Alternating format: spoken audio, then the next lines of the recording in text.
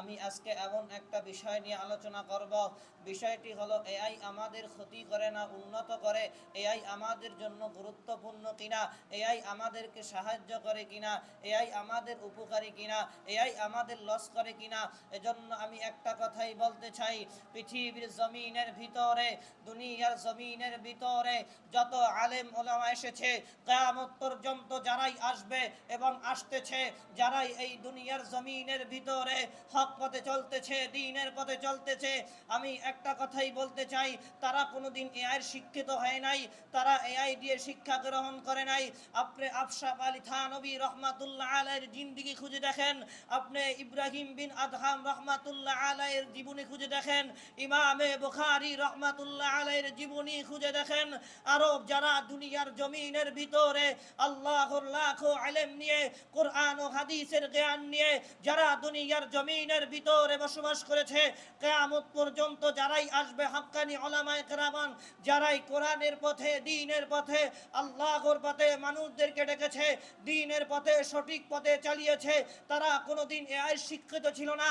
তারা একমাত্র আল্লাহ পাক রব্বুল আলামিনের শিখানো, নবী করিম সাল্লাল্লাহু আলাইহি ওয়াসাল্লামের শিখানো ভাষায়, তার শিখানো কিতাব দিয়ে, তার শিখানো হাদিস দিয়ে এই পৃথিবীর জমিনের ভিতরে যারাই চলতেছে, যারাই হক্কানি আলেম হিসাবে, যারাই ওই কোরআন হাদিস বাদ দিয়ে, যারা এআইর কাছে মাথা নত করে, যারা এআইকে বাধা দিয়ে, যারা এআইর পথে চলে, যারা এআইকে নিজের বন্ধু মনে করে, যারাই ফতুয়া দিতেছে, তারাই বারবার ভুল করতেছে।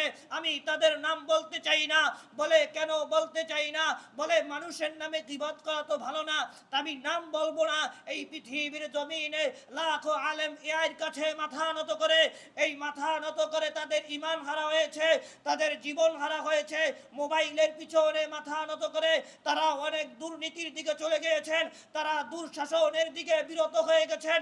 এজন্যই আমি একটা কথাই বলতে চাই, যারা এআইর কাছে মাথা নত তোমরা করতেছো, মোবাইলের কাছে মাথা নত করতেছো, আমি একটা কথাই তোমাদেরকে শুনিয়ে দিতে চাই, এই পৃথিবীর জমিনের মানুষ আল্লাহ পাক রব্বুল আলামিন বানিয়েছেন। এজন্য মানুষের কাছে যেতে হবে। তোমার একটা মাসালা দরকার, তুমি এআইর কাছে কেন মাথা নত করবে? তুমি আল্লাহ ওয়ালা কি খুঁজে পাও না?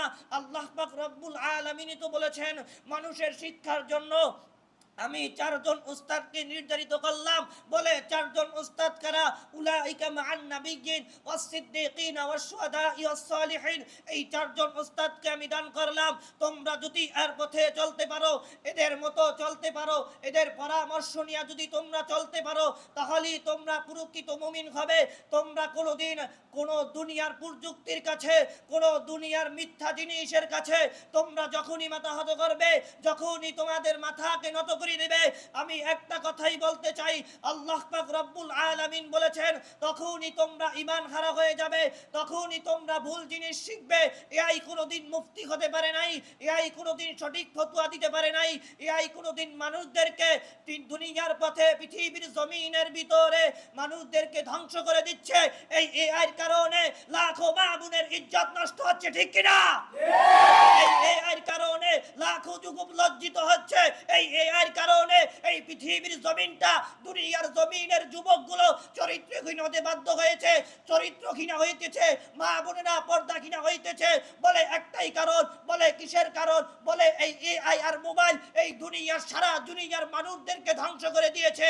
যারাই নিজেকে এই এআইর পথ থেকে আল্লাহ পাক রব্বুল আলামিনের পথে, নবী করিম সাল্লাল্লাহু আলাইহি ওয়াসাল্লামের পথে, উলামায়ে কেরামদের পথে, উলামায়ে কেরামের কাছে যে এআইর কাছে মাথা নত না করে, সে আল্লাহ পাক রব্বুল আলামিনের শিখানো, আল্লাহ পাক রব্বুল আলামিন যেই কিতাবগুলোকে দান করেছেন, ওই কিতাবগুলোর উপর যখন মাথা নত করবে, তখনই সব মানুষগুলো ঈমানদার হয়ে যাবে।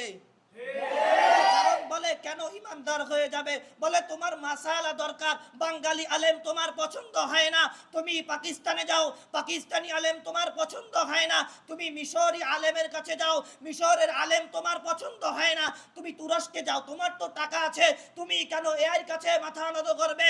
এজন্য একটা কথাই বলতে চাই, আমরা কখনো জীবন চলে গেলেও মাসালার জন্য কষ্ট করে আলেমদের কাছে যাব, তারপরও এআইর কাছে কাছে মাথা নত করব না।